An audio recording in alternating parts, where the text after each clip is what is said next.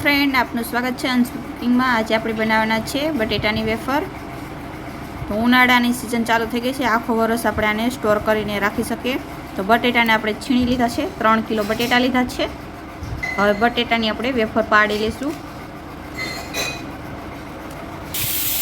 હવે આ રીતે આપણે બટેટાની બધી વેફર કરી લઈશું।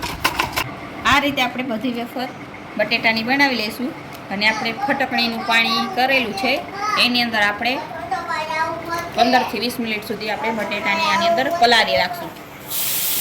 આપણે હવે 4 થી 5 પાણી ધોઈ નાખીશું। 4 થી 5 પાણી આપણે સાફ પાણી એકદમ સરસ રીતે ધોઈ નાખશું। અને 5 પાણી આપણે ધોઈ નાખી છે। હવે આપણે આને કાઢી લઈશું પાણીમાંથી બહાર।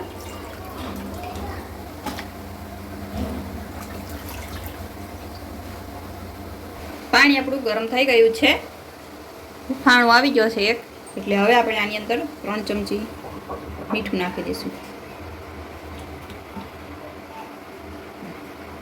હવે આપણે આની અંદર વેફર નાખી દઈશું।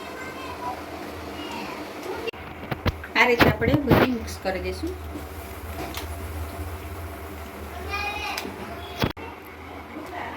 આપણી વેફર એકદમ બફાઈ ગઈ છે।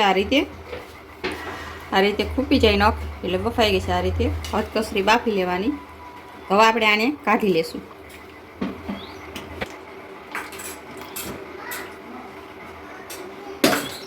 આ રીતે આપણે બધી વેફર કાઢી લઈશું।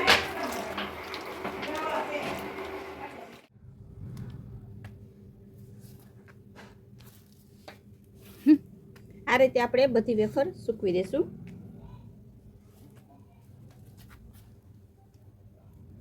આપણે આને ઉપર તડકે સૂકવાની છે।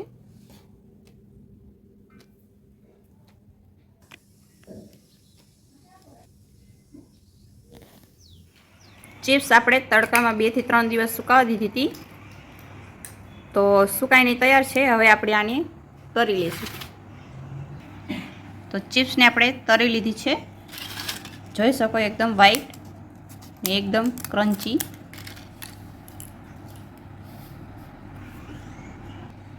તો આવી રીતે તમે પણ ઘરે બનાવી શકો। આવા અવનવો વિડીયો જોવા માટે અમારી ચેનલને અંશુ કુકિંગને લાઇક કરજો, શેર કરજો, સબસ્ક્રાઈબ કરજો। ધન્યવાદ।